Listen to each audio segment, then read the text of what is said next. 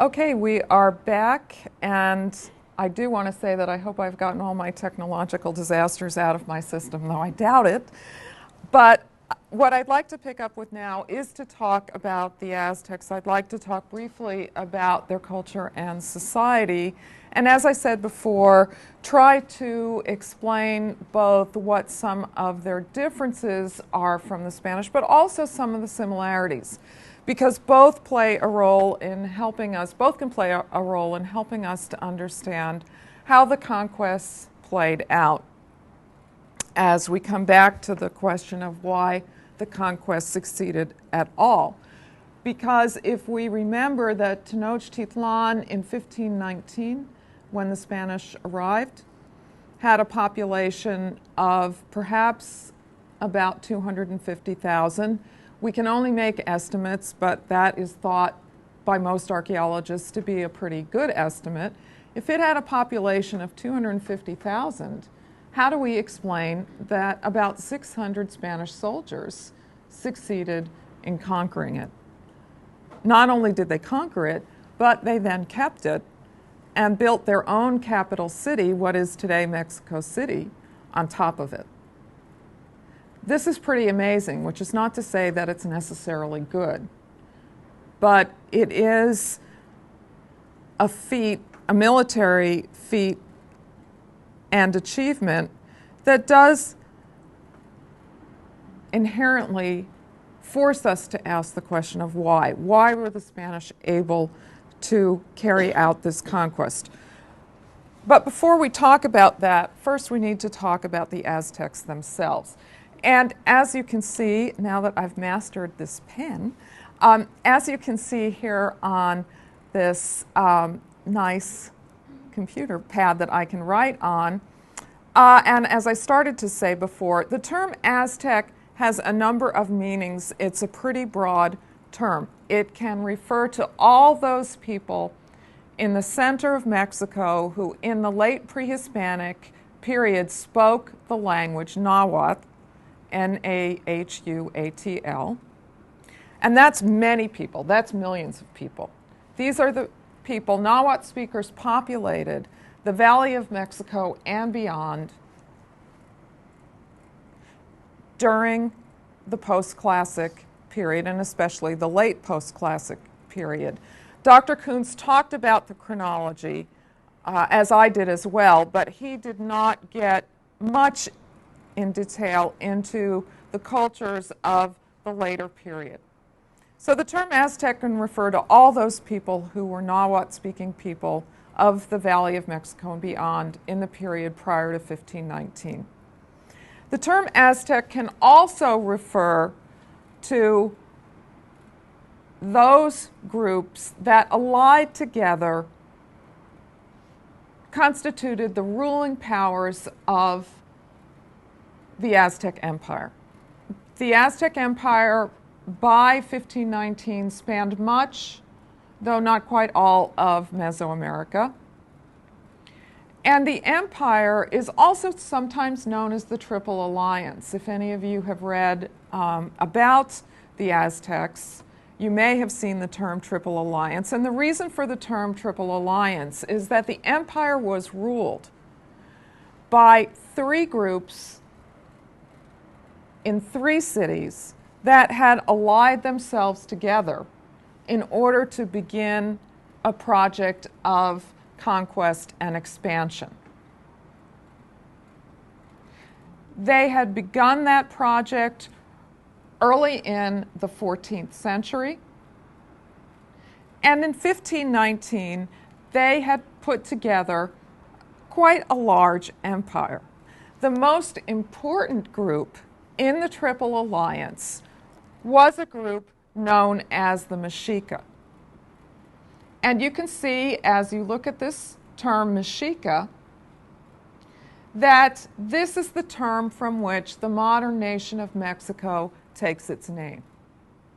It takes its name from this group of people. And X in the Nahuatl language usually is pronounced like we pronounce an SH. So Mexica is the correct pronunciation. The capital city of the Mexica which underlies Mexico City today, was the city of Tenochtitlan. So Tenochtitlan was the capital city of the Aztecs, or more properly, the Mexica. And Mexica is the term that I will tend to use today because that's the specific group that I am talking about. Mexica legends emphasize that they were a small group from somewhere in the north, coming from a region known as Aztlan, and there's lots of discussion about where Aztlan was or is, and this group came out of a group of caves known as Chicomostoc in the region of Aztlan. They wandered around, and in their wanderings around, they moved south, and in 1325, they founded their capital city of Tenochtitlan. Tenochtitlan was an island that lay in the center of a large lake system. And why did they start and develop their capital city there? Because their god, one of their gods, perhaps their most important god in this early period, told them to look for a sign. And if you think about the flag of Mexico, you probably actually know what the sign is. The sign was an eagle perched on a cactus. And once they saw seeing that sign would tell them where to settle, and so they did. In the 1420s, as a result of a series of conquests of the groups that ruled over them, the Mexica allied themselves with two other groups and set off on their own lengthy series of conquests, which helped them to create an empire. So they were an imperial power, and their society and culture have a number of characteristics that are important for us to consider. One is that, like the Spanish, the Mexica were very warlike. War and warriors were praised highly. Soldiers played important roles. And this was also a class-stratified society in which there were not many ways to move to the top. And war and the military was, again, the primary means to do so, if you were not born into the elite or noble class.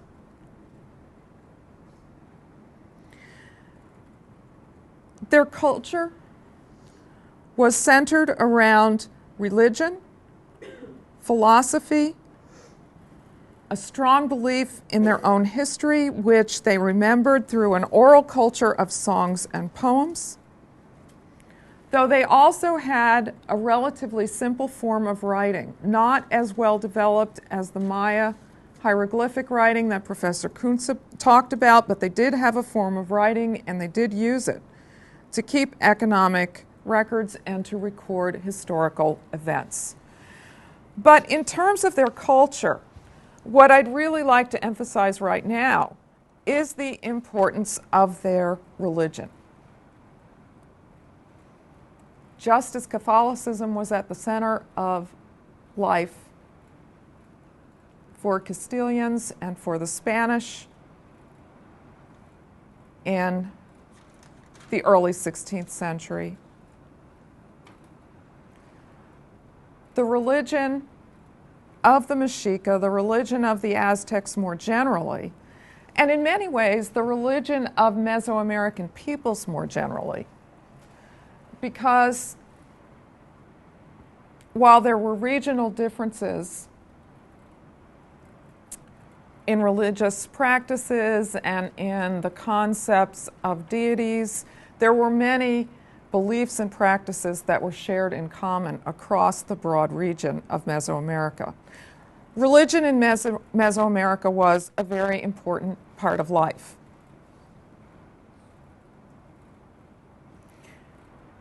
the religious calendar was omnipresent. One of my professors long ago in graduate school used to say, you couldn't turn around without running into another ceremony. There was a ceremony every day, and there were ceremonies for many different aspects of life. So it was a very ceremonial religion, and it had a very crowded, busy religious calendar, and religious ceremony took place at all levels, from the individual and the home, to the neighborhood, to the town or city, to the state. There were many deities. The deities are complicated. This isn't the place to talk to or to go into a lot of detail about the deities, except to say that the deities do cluster. And the deities are associated with certain kinds of themes, beliefs, and ceremonies.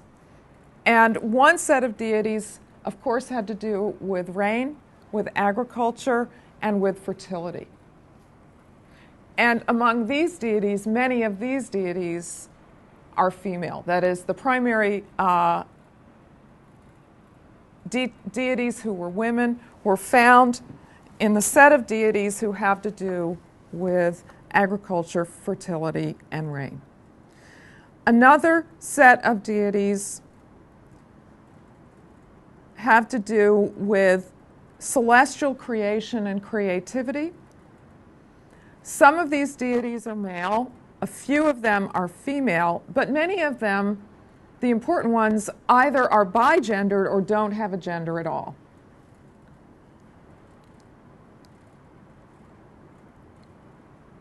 Because these deities have to do with cosmic beliefs about the origins of the universe, the origins of the earth, the origins of Mesoamerican peoples.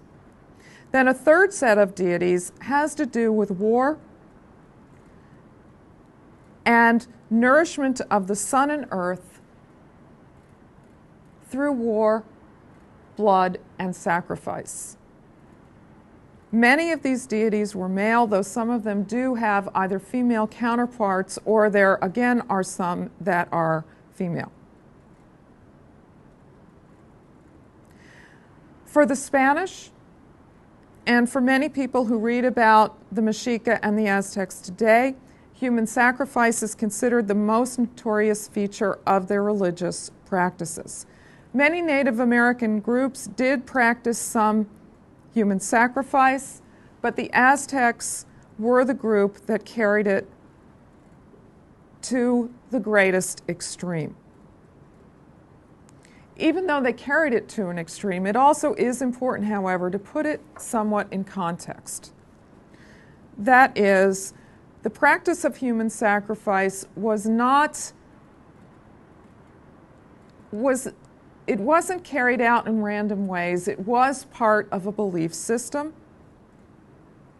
which isn't to say that those who were sacrificed, even if they believed in the deities and held many of the same beliefs, this is not to say that those who were sacrificed enjoyed the opportunity, because most likely they didn't, and that's why they often had to be drugged in order for the sacrifice to be carried out.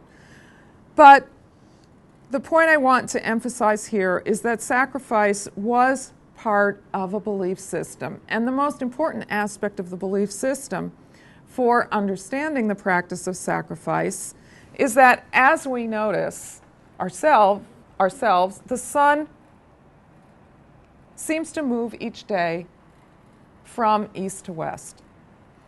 And the Aztecs believed that the sun, in order to take that journey every day, and in order to take the journey that was necessary for the seasons of the year and for agricultural fertility to be successful, that the sun had to be fed, the sun had to be nourished. And you have to give to the sun what is most precious to you. So their belief was that in giving human life and in giving blood and hearts, that they were giving the sun what was precious to them. This is also connected to the idea that for them, life and death were connected. You have to have death in order to have life. And in some ways, that idea is related to agriculture. If you're going to have new crops, the old ones have to be harvested. So that there's a cycle to everything. And this notion of cycle, this notion of a crucial tie, a close tie between life and death is critical to their belief and practice. They saw war and sacrifice as divinely sanctioned. And I think it's fair to say that although the conquests that were part of creating the Aztec Empire were definitely carried out in order to create economic ties and to allow the flow of goods into the main central markets, in Tenochtitlan and the other major cities, there's no doubt that the conquests were also carried out, the conquests by the Aztec Empire over other Mesoamerican peoples. There's no doubt that those conquests were carried out for religious beliefs, that it was divinely sanctioned to practice war, to capture soldiers in battle, and that those captives could and would be sacrificed.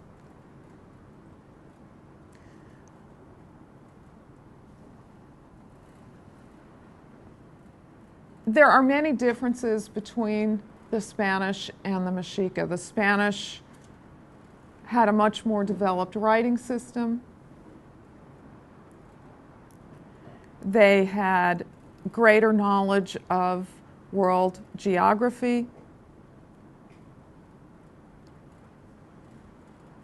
They had a more sophisticated system of governance, although the system of governance of the Aztecs and of the Inca, these systems of governance were also fairly sophisticated, but I think it's fair to say that the Spanish system was more sophisticated. But both peoples saw their war practices as divinely sanctioned. But there's also a critical difference in the ways that they practiced war. Because the Spanish fought to kill, and the Aztecs fought primarily to obtain captives. There are some other differences relating to the military that are also important. Of course, the main one that I'm thinking of has to do with technology. I can come back to that. I can come back to that point.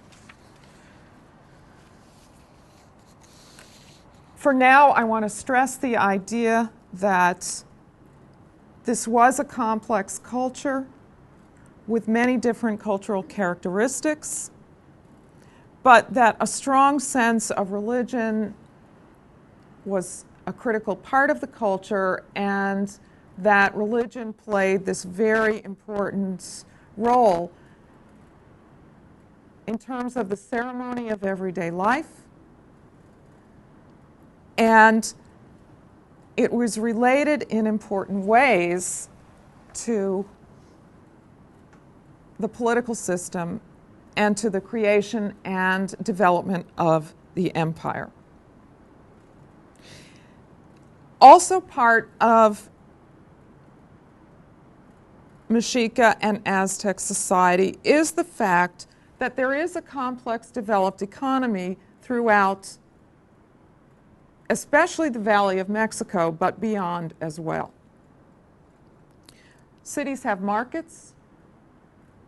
Cortez left a very famous description of the largest market in Mexico City, what became Mexico City, and he talks about 60,000 souls trading daily in that market. Now, 60,000 could well be an exaggeration, not impossible if you read Cortez's writing to think that sometimes he exaggerated. But whether it's 60,000, 30,000, or 20,000, we're talking about thousands of people in a very huge market. A market in which goods from all parts of the empire were available, and goods came into that market and other markets as well through both trade. Merchants are very important, and the merchant group is growing in status, and the merchants carry out, the highest status merchants carry out long distance trade. Merchants were also crucial in actually designating some of the areas that the empire would then go on to conquer and bring into and make part of the empire. In addition to trade, tribute was also important. Conquered areas had to pay tribute, and they were forced to pay tribute in goods that were valuable, that the Mexica and the other ruling groups of the empire desired.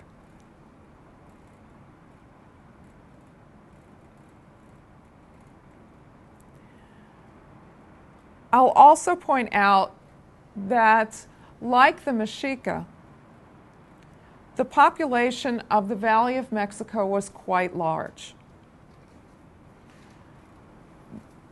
There is disagreement about the population of central Mexico in 1519, that is on the eve of conquest.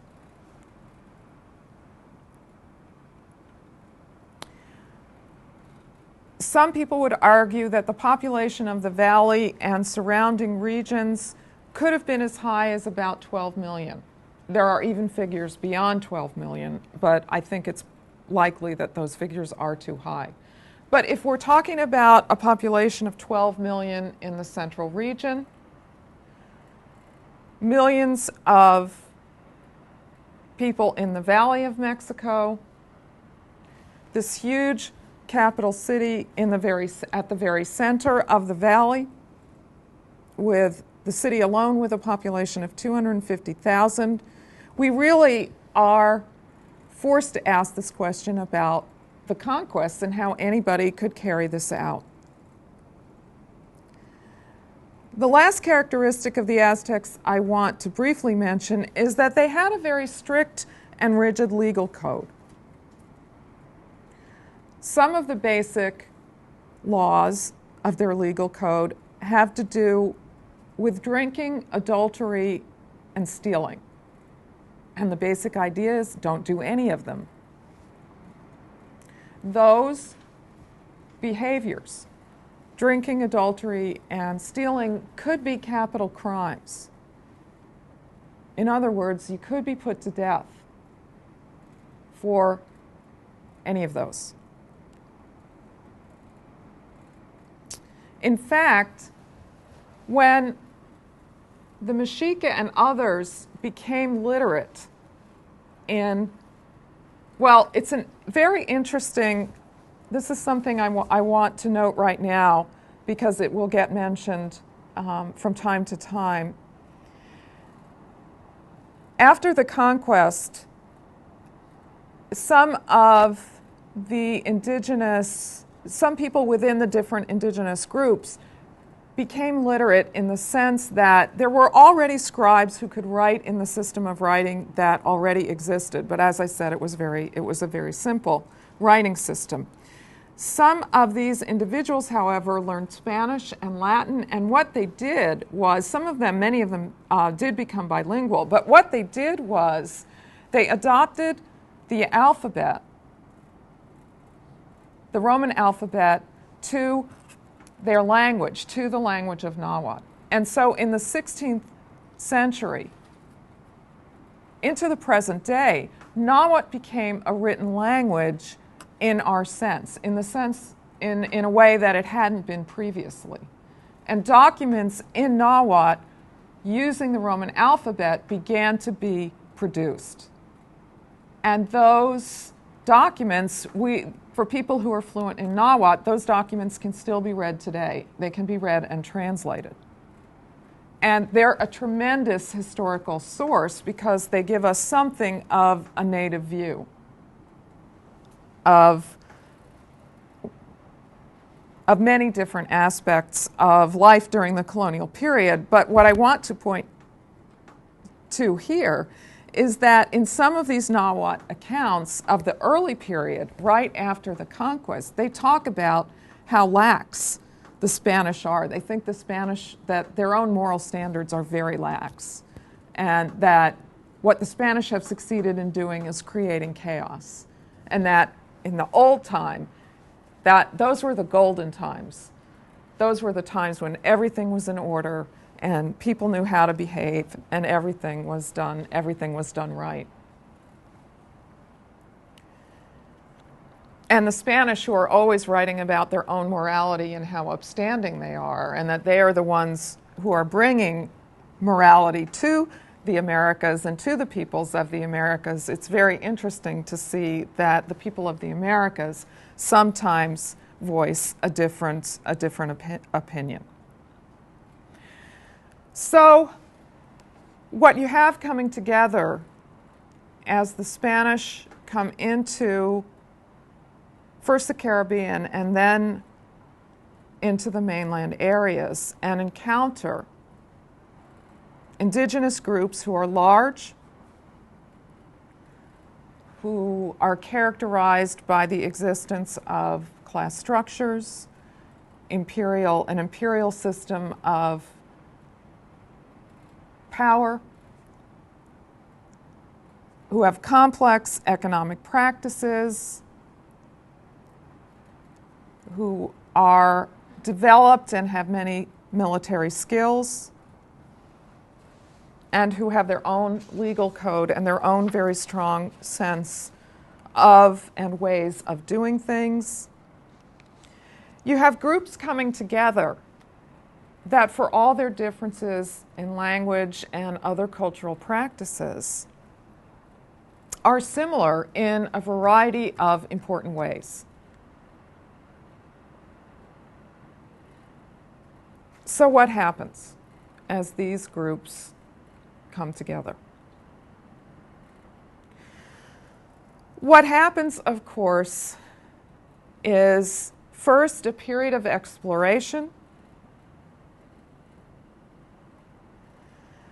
But in addition to the period of exploration, which occurs from 1492 on, as Spaniards begin to sail from the Caribbean islands in and around the Gulf of Mexico,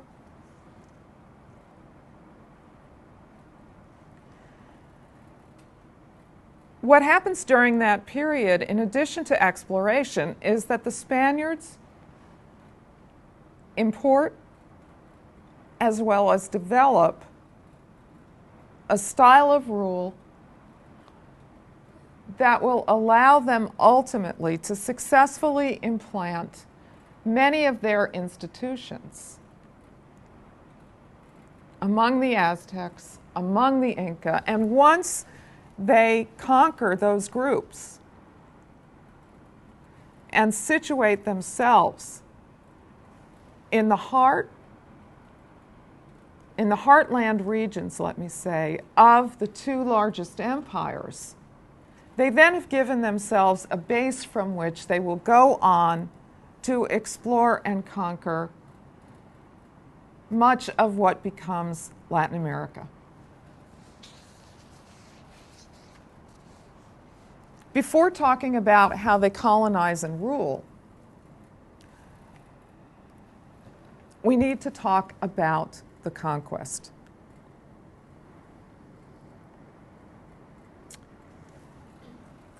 And we will talk about, as the example of conquest, we will talk about the conquest of the Aztecs. But first, there's a question. Yes, I was wondering if, when comparing the Spanish and the Aztecs, as far as being empires and using religion as justification of subjugating peoples, did the Aztecs try to enforce their religion on the people that they conquered, or was it more of just an economic empire instead of, or were there even various religions that existed within the Aztec Empire? As I said, there was a basic stratum of belief that was similar, broadly similar across Mesoamerica. Some of the difference that existed had simply to do with languages. That is, many of the deities that existed were actually the same deities, but they have different names, and they may be drawn or sculpted in somewhat different form. But many of the same deities existed across the region. What happened religiously within the Aztec Empire was not that they tried to force their religion, because the religion was largely the same. What they would do was burn down the main temple, and an image of a burning temple was a sign of conquest, a symbol of conquest. They would burn the main temple in a community or city that they were conquering, and they would institute their own primary deities as the primary deities in that region, because different areas and communities worshipped as the main deities of that area identified with the main deities, identified as the main deities, different deities. But they come out of the same complex of deities. But a different deity or deities could be more important in one area or another. So I hope that makes sense. But that's the extent to which they really focused on religious change, in part because there isn't a whole religion to change, but they also do not particularly emphasize social or cultural change as part of their project of imperial rule. And that is a difference between them. But those groups that they conquered were certainly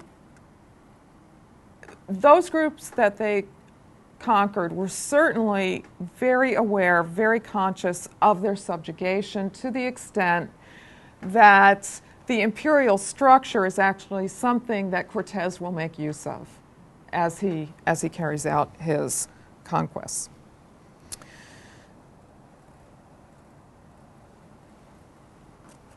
The Mexica ruler, the supreme ruler, or the word for supreme ruler is Tlatoani. The supreme ruler, or Tlatoani, of the Mexica in the period when Hernán Cortés and his followers came into the Valley of Mexico, and I'll talk about how they got there in a minute. The Mexica ruler in this period, and his name, you may see it in many different versions, and I give you no guarantee that this is the correct one. In fact, it probably isn't the correct one, but it's the simplest one for me to say and write. And it comes pretty close to how it may have been pronounced in the period in which he was alive. The main ruler of the Mexica in this period is Moctezuma.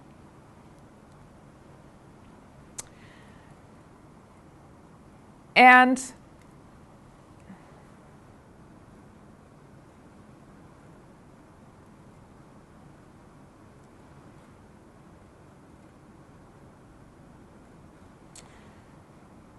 okay, I'll come back to the name Malintzin, but the leader of the Spanish, as you no doubt know, the conqueror of the Aztecs, is Hernán Cortés. Cortés, however, was not the first explorer to try to explore the mainland of what will become Mexico. Spanish settlers in the Caribbean, particularly on the island of Cuba, had grown somewhat bored and dissatisfied with the situation in Cuba because they wanted to go in search of greater wealth, which may have been the result of rumors floating around about the mainland and that there was great wealth to be found on the mainland. The governor of Cuba, a man by the name of Diego Velasquez, thought that further exploration was a good idea, and he gave permission for 2 expeditions of exploration, which sailed around the southern part of the Gulf Coast, particularly around the Yucatan Peninsula, part of what today is Mexico. As part of these expeditions, Spaniards did go on shore. They didn't stay very long. They did go on shore, and they had some brief encounters and interactions with the Maya. But the Maya were very anxious to keep the Spanish out of their region, and so what they did was say, oh, you aren't really interested in us, we're poor. You want to go to the west, where there's a large, great city and a lot of wealth, and that's really where you should go. And I'm oversimplifying this account somewhat, but basically, what I'm arguing is a little bit oversimplified, but is basically what happened. And the Maya did succeed in communicating the idea that it really would be better to go to the west because there were people there who would fit the purpose of the Spanish better, because I guess the Maya sort of figured out what the Spanish were interested in. So Velasquez decided to allow a 3rd expedition, which would be an expedition of both exploration and trade. He did not specifically empower this 3rd expedition with the right to conquer. For this expedition, he named as leader Hernan Cortes, but Velasquez got very worried about what Cortes was going to do, because as Cortes would then go on to show, he was a rather strong and willful person. And Velasquez actually tried to take back his orders from Cortes, but Cortes got wind of this and decided to set off on his expedition while he still had the orders and while he was, in a sense, ahead of the game. And he set out early in 1519. Cortes had been born in Spain to a noble family, one that had fallen on hard times. But he had both some military experience and he also had education. He was a pretty rough person, but he was educated, he could write, and, as will prove important in the process of conquest, he had some legal training. He was not a lawyer.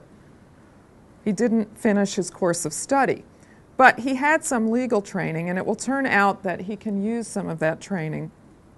He can put some of that training to good use during the process of conquest.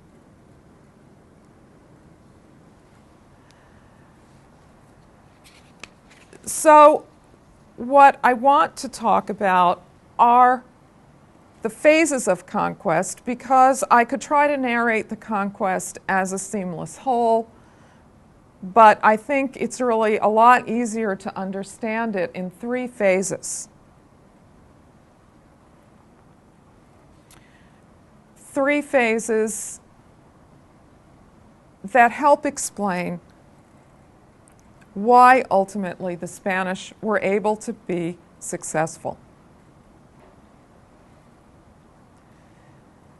Cortes and his soldiers, who numbered about 600, landed on the Gulf Coast in 1519. And this is the beginning of the first phase. What's important about the first phase is that the Spanish march westward, and during that march, through a combination of diplomacy and terror, the Spanish succeed in gaining a large number of Allied native soldiers.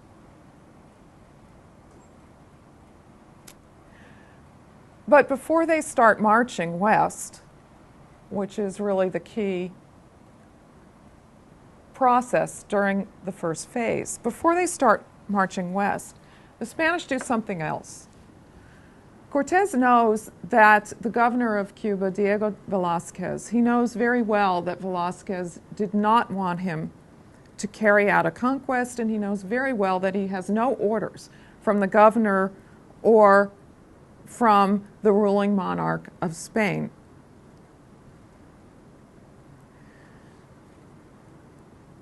But he knows also that if he is to get credit for what he hopes will be his conquest, he has to legitimize the conquest in some way. So what he does is he and his men found the town, which they named at this time the Villarica de la Vera Cruz,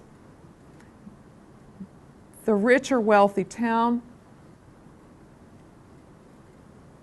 of the True Cross. And that was the basis for what is today the city of Veracruz on the southern Gulf Coast of Mexico. The founding of this town was critical because it gave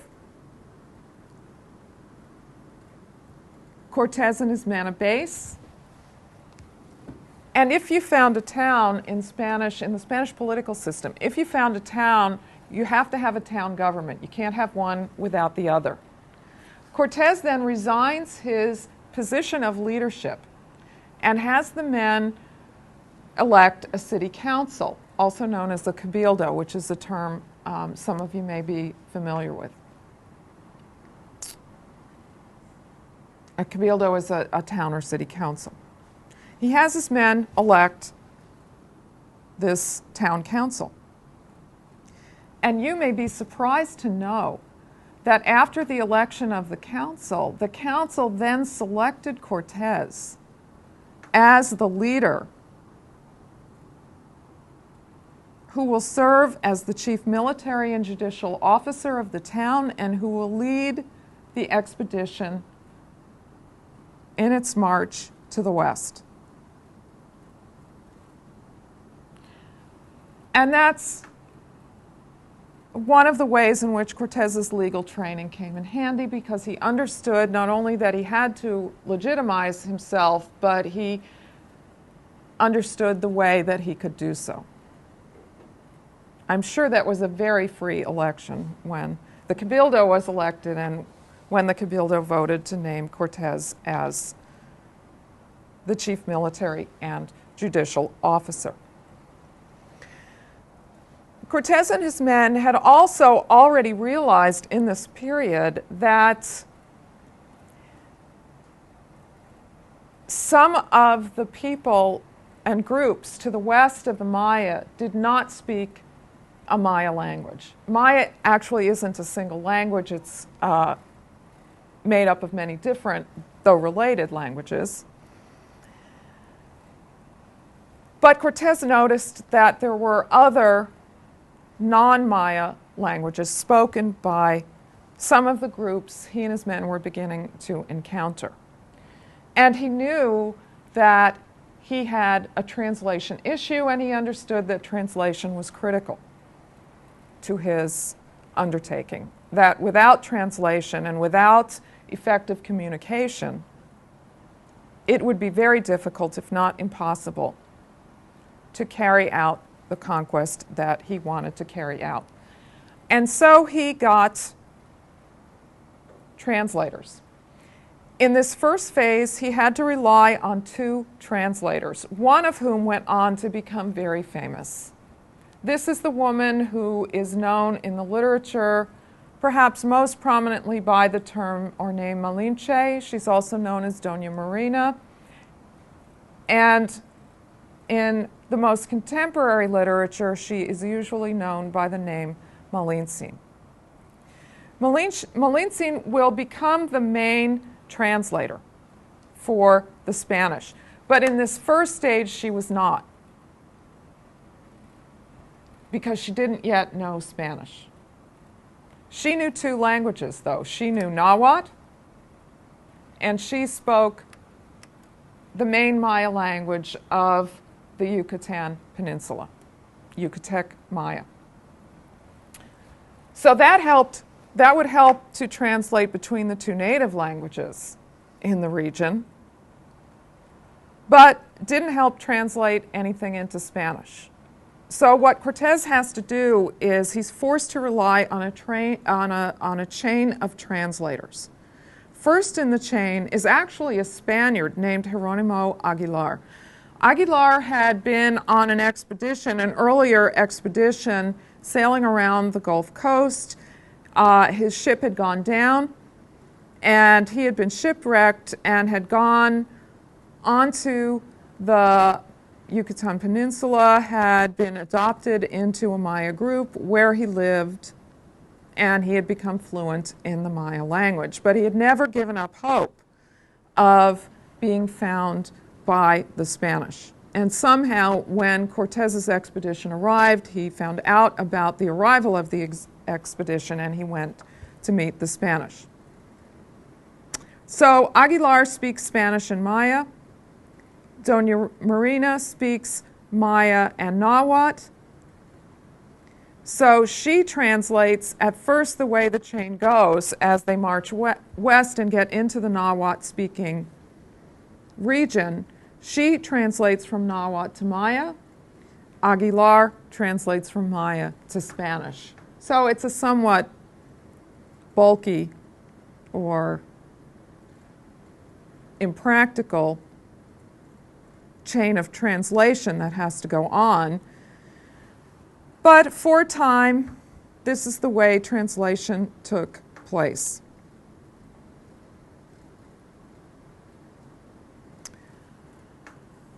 Eventually, she learns to speak Spanish. And by the next year, by 1520, Malintzin will serve as the primary translator. But Aguilar hangs around for much of this first period, and Aguilar and Malintzin work together to translate for the Spanish. And what are they translating? Well, as the Spanish move through community after community,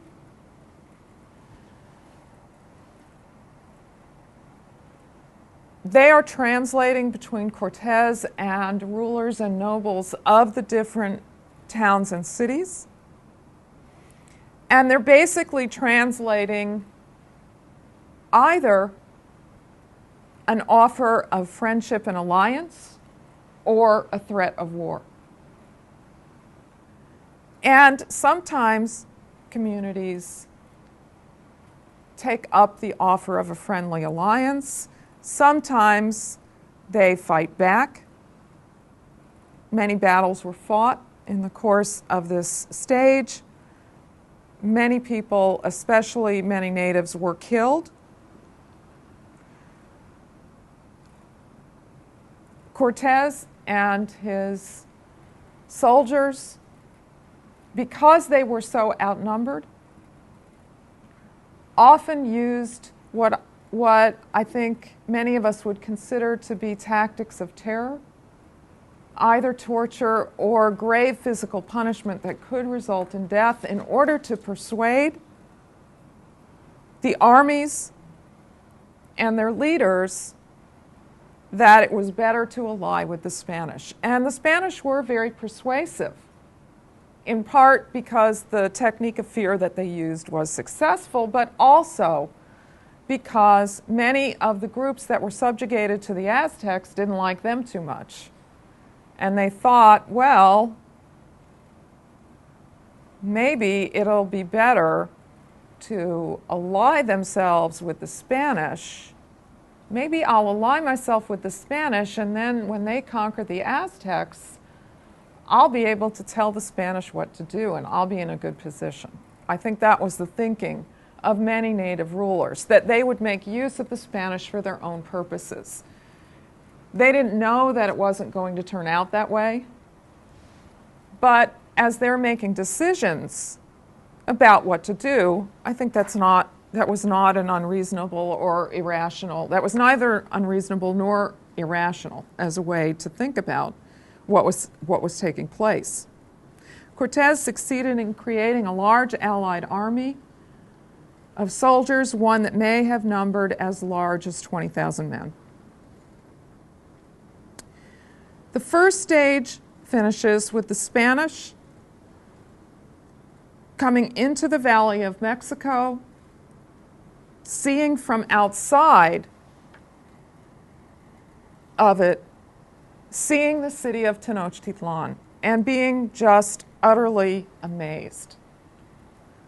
Spanish accounts talk about how beautiful the city was, how the Spanish couldn't believe the sight of it. Not only was it an island in the center of a lake, the water was very blue. The Mexica put limestone on their buildings, so many of their temples were white, and then they were painted, so they were very dramatic looking. Many buildings were decorated. The city was traversed or crossed by canals, so it was like Venice, and people, well, they didn't use gondolas, they used canoes, but it was very common that people and goods were moved around in canoes. And it was very orderly, it was very organized. This was a society that had a pretty strict behavioral and legal code, as already mentioned. So the first phase ends with the Spanish seeing Tenochtitlan, and the second phase begins in November of 1519 with the Spanish entering Tenochtitlan, recording their amazement.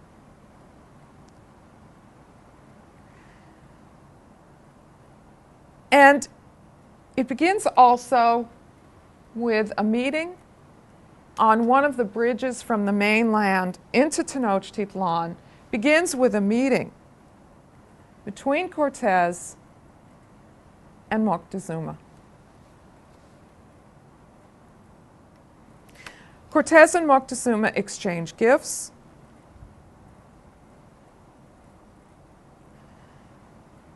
And they each give a speech about how wonderful it is to meet the other. And Moctezuma says that the Mexica will be welcoming of these guests. And Cortes says, we will be very good visitors and guests. And shortly thereafter, Cortes takes Moctezuma prisoner.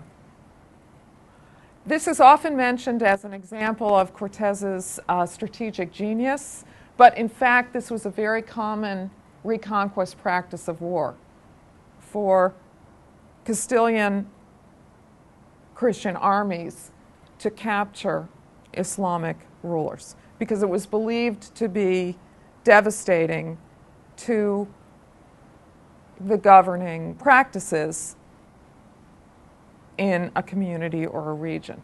For the Aztecs, this was particularly devastating. It was a particularly serious and dramatic act. The Mexica did not believe that their rulers were deities, but they did believe that their rulers had close connections to deities and that their rulers were like deities.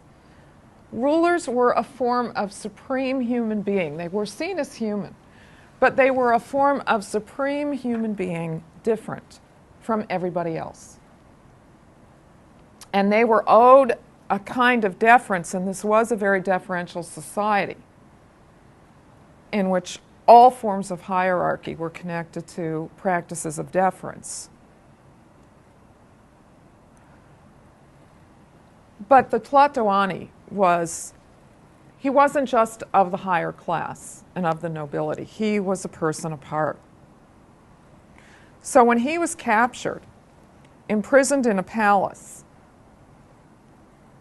and while treated respectfully by the Spanish, never allowed any kind of freedom again, the capture did lead to a political crisis among the Aztecs. The Aztec leaders, the Mexica leaders, and the leaders of the empire were angered, and they were very shocked by what had been a very easy capture with little resistance offered. So that's what takes place at the beginning of the second stage. But the second stage becomes complicated because just as Cortes carries out this act, which if not an act of strategic genius, was nonetheless crucial, absolutely crucial to the conquest, instead of consolidating that achievement, Cortes leaves Tenochtitlan. He leaves many of his soldiers under the leadership of one of his close lieutenants, a man named Pedro de Alvarado. He leaves Tenochtitlan to go face off with soldiers who have been sent by the governor of Cuba, who by now is aware and darn unhappy with Cortes and what he is doing. So the governor of Cuba has sent soldiers to capture and imprison Cortes. Cortes goes off to deal with this problem, and he goes off to Veracruz. He and his men fight with the men who've come from Cuba. They win the fight.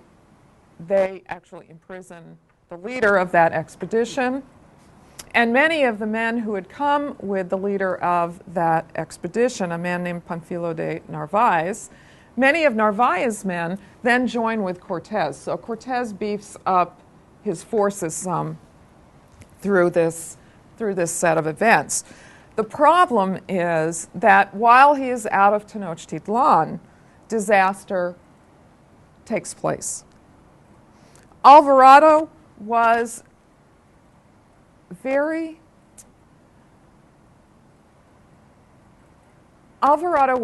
dedicated to the cause of conquest. He was very tough. He really believed in confrontation. But it also seems to be the case that, and Alvarado could be very cruel,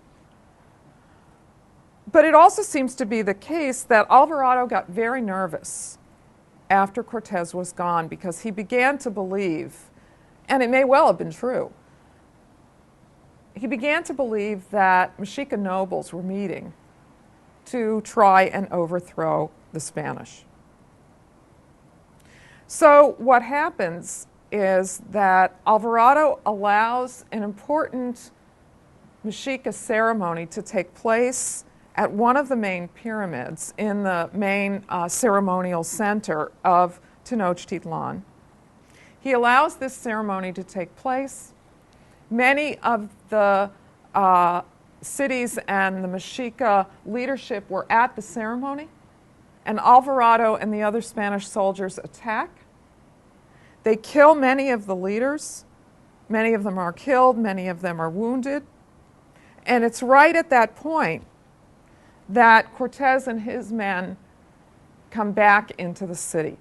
And they come back into chaos because once this killing has taken place, the Mexica population is enraged and they are starting to attack the Spanish. And the Spanish are surrounded and they're in a pretty weak position.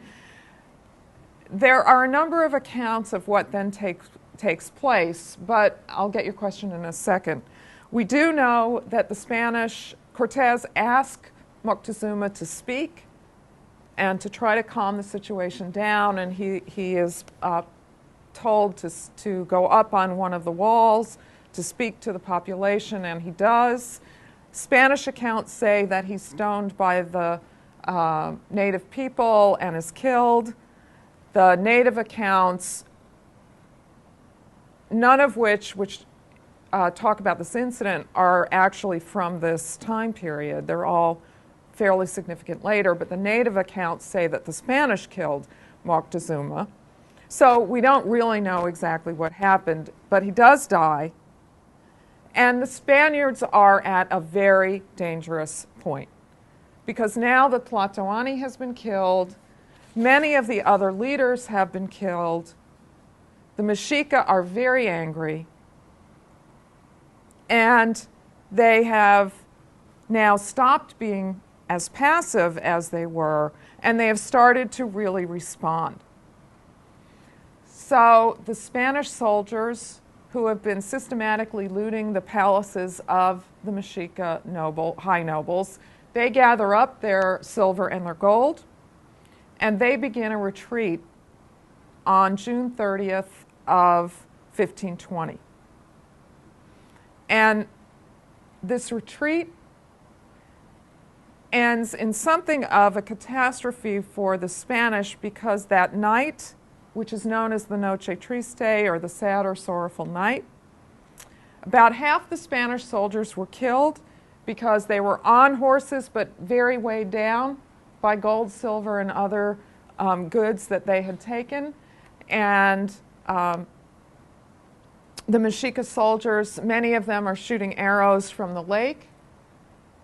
Some of them are chasing, they're not on horse, but they chase after the Spanish, and there is a confrontation. About half the soldiers were killed. Many of the native allies were killed, and many horses of the Spanish, which had given the Spanish a great advantage, many of the horses were killed as well. And a lot of the gold and silver actually ends up dumped and lost in the lake.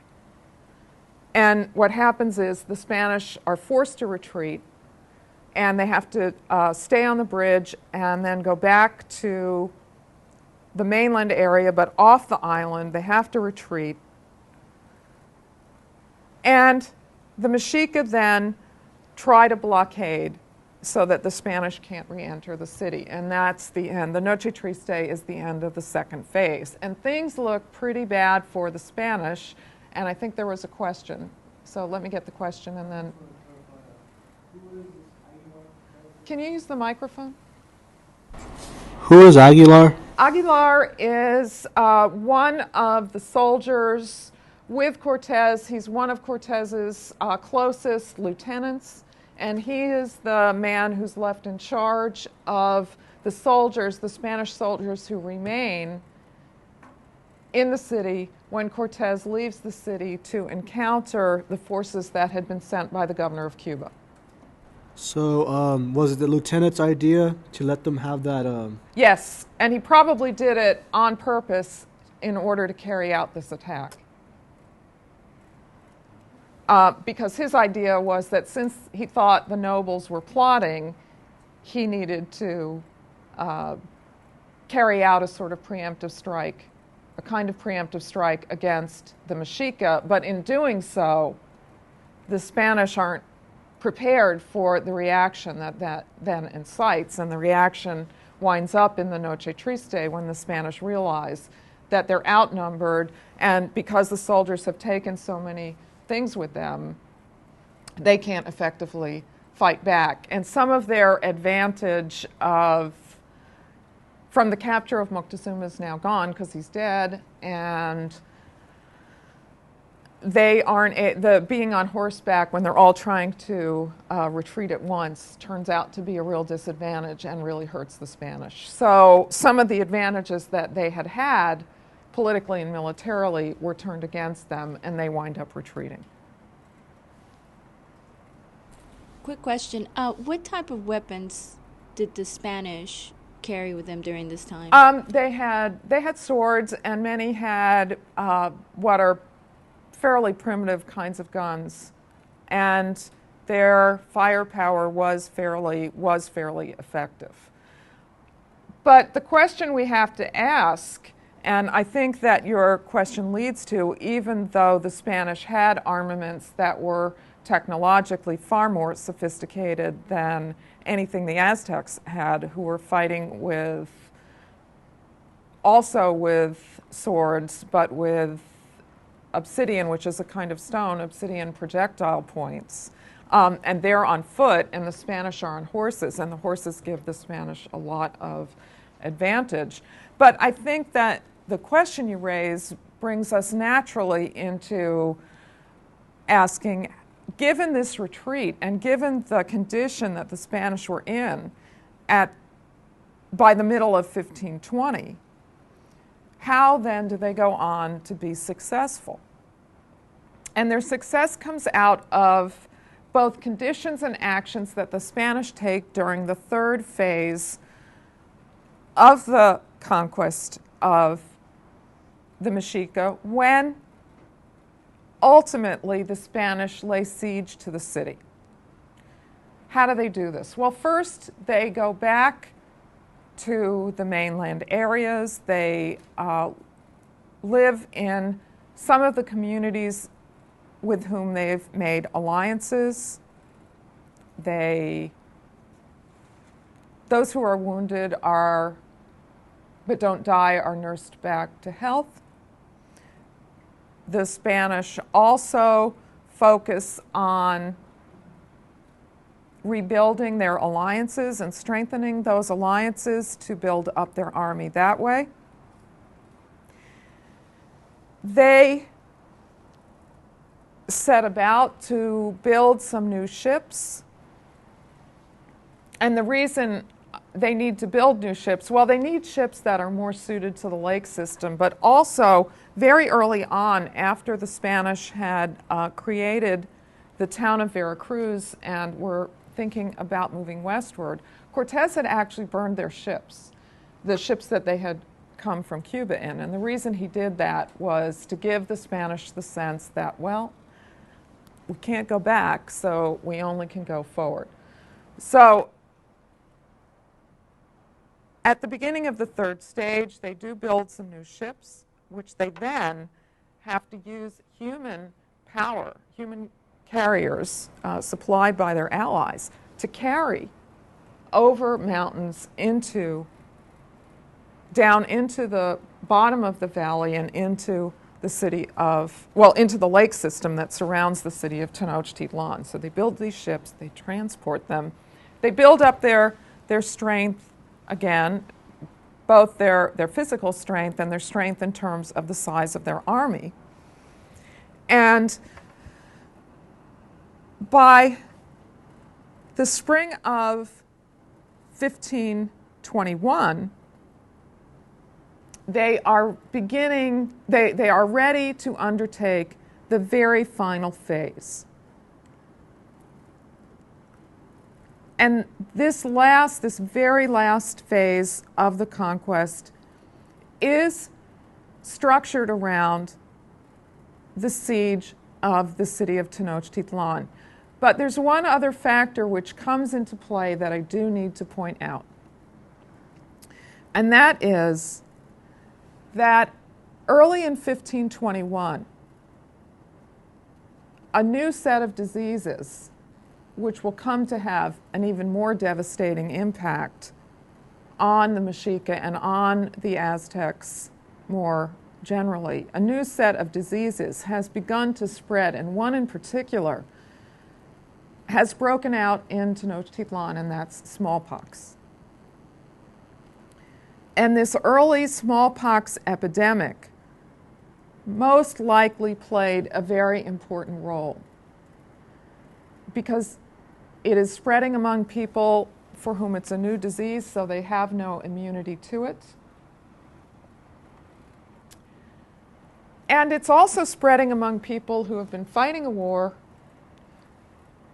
who have seen their supreme ruler captured and killed, a set of events that were to them unimaginable, previously unimaginable. They're hungry because their imperial system to some extent still exists, but obviously there are many cracks in it since Cortez has been able to attract allies, but there are also problems because goods can't move as they normally do because of the conditions of war. So the disease spreads, and it's very devastating, and it causes many fatalities. In that context, the Spanish then set about not only to block the bridges, like the Mexica were themselves trying to do, they set about to blockade the entire lake system, to cut off the residents of Tenochtitlan from any trade goods, which included fresh water. Because some of the lakes had fresh water, but some of the lakes had salty water. And most of the water around Tenochtitlan was salty.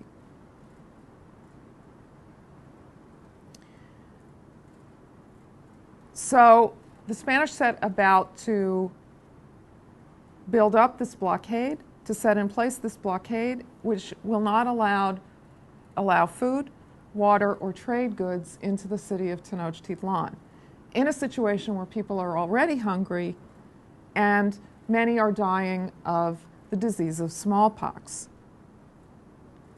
So you get starvation, but still there is resistance. And this is not an easy fight, because at this point, the Spanish advantages have largely disappeared. Because the Spanish had retreated, they don't have control over any area of the city. And what the Mexica warriors, men, but women also do, because at this point, everybody begins to fight, because it's clearly a fight of desperation. And the Mexica are well aware that they are fighting not only the Spanish, but many people of their empire. The Mexica are on the roofs of the buildings. They are over the invading forces. They're able to use their arrows, their skills, their knowledge of the city very effectively. They engage in some guerrilla fighting tactics on the streets because, of course, they know the geography of the city better than anybody else, especially the Spanish.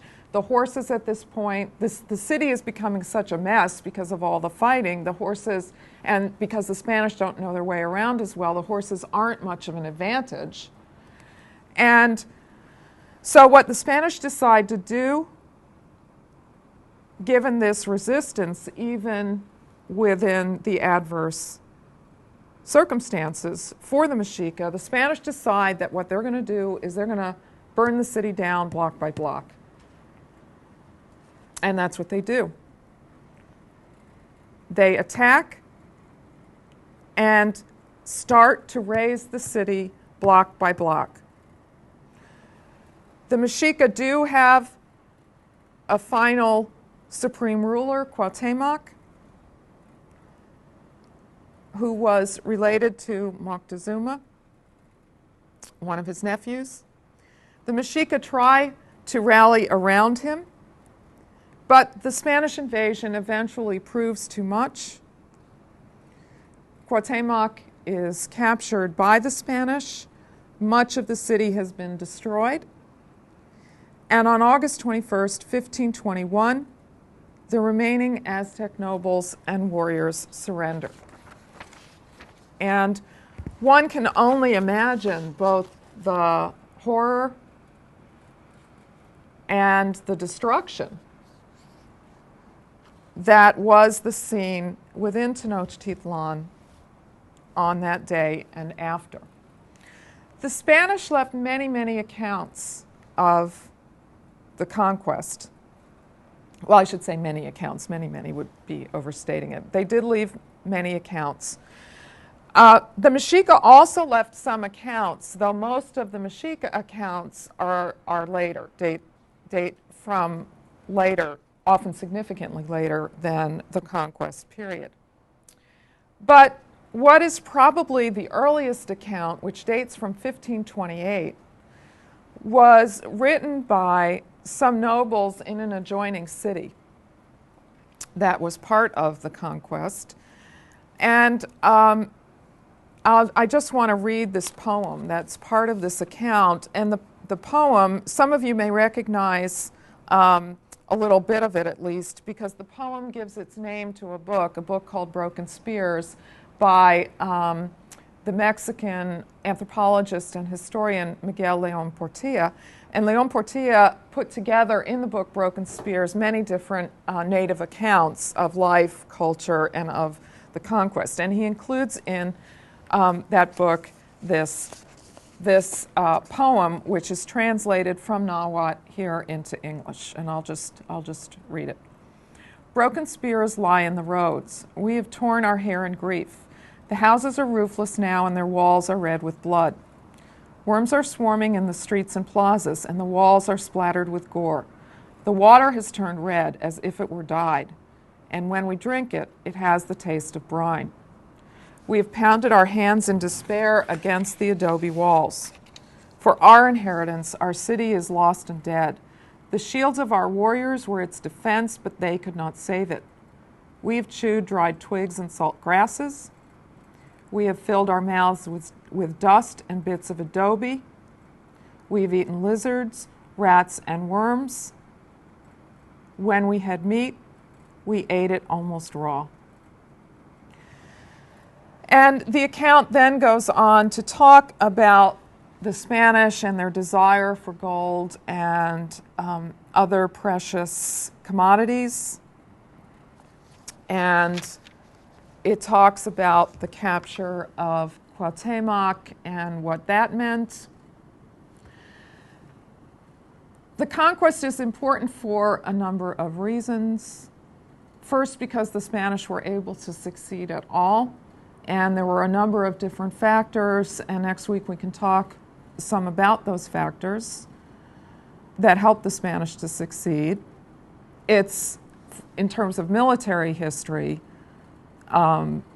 it remains today in the year 2007 something that one just shakes one's head at, that it actually took place. But as difficult as the conquest was, what in certain ways is most interesting, at least to me, is that this was only the beginning of what the Spanish had to do, because the conquest didn't guarantee everything in terms of creating an empire. The Spanish would then have to create a colony and build an empire around that colony. And we will pick up with that next time.